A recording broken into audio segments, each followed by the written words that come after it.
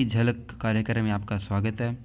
आज जैसा कि आप देख रहे हैं कि हम बात कर रहे हैं दिल्ली दरबार। क्या आप जानते हैं कि दिल्ली दरबार का आयोजन कब कब हुआ था?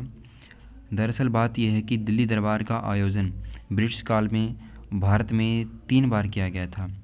प्रथम दिल्ली दरबार की बात करें तो प्रथम दिल्ली दरबार 1877 में लगाया गया था और तब भारत के तत्कालीन वायसराय लिटन थे, उनके काल में प्रथम दिल्ली दरबार लगाया गया था और प्रथम दिल्ली दरबार में महारानी विक्टोरिया को भारत की साम्राज्ञी बना दिया गया था।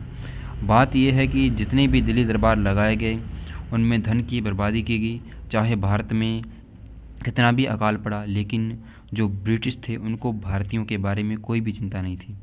और इसी के बाद आता है कि दूसरा दिल्ली दरबार लगाया गया। 1903 की बात है।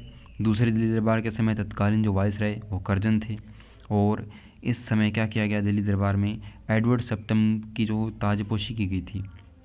तो इस दिल्ली दरबार में भी पैसे की बर्बादी की गई। भारतीयों के जो शासन को लेकर, उनकी सत्ता को लेकर, उत्तरदायी शासन को लेकर कोई भी बात नहीं की गई।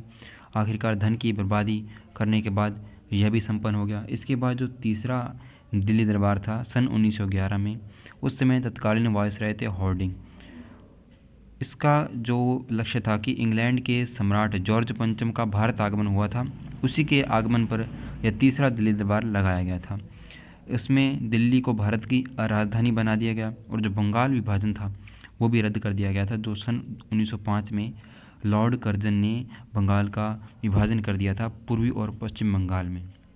इसी कारण आज जो पश्चिम बंगाल है उसको पश्चिम कहा जाता है, जबकि है वो पूर्व में। पूर्व और पश्चिम के बांटने के कारण ही उसका नाम ये आज तक भी पड़ा हुआ है। तो ये 3 दिल्ली दरबार थे जिनके बारे में हमने देखा। आपको शायद कईयों का पता नहीं होगा, कईयों को पता होगा, तो आज आपने जान लिया। आपको यह वीडियो कैसा लगा आप हमें कमेंट करके अवश्य बताना। आज के लिए इतना ही, धन्यवाद।